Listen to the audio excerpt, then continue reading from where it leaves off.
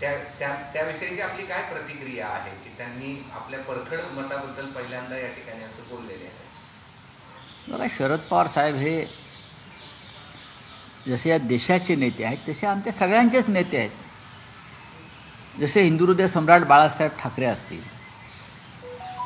त्यांना सर्वच पक्षातलं कार्यकर्ते किंवा नेते त्यांचा सन्मान करत होते आणि त्यानंतर आता माननीय शरद पवार साहेबांचा त्या पद्धतीने आम्ही सगळे सन्मान करतो. माननीय पवार साहेबांशी कोणताही वाद नव्हता किंवा मतभेद असण्याचा प्रश्नच येत नाही. ज्या चुकीच्या पद्धतीनं महादजी शिंदे पुरस्कार देण्यात आला त्याच्यामुळे महादजीची प्रतिष्ठा कमी झाली, ही आमची भूमिका होती. आणि साहित्य संमेलनाच्या बॅनरखाली अशा प्रकारचे कार्यक्रम होऊ नयेत.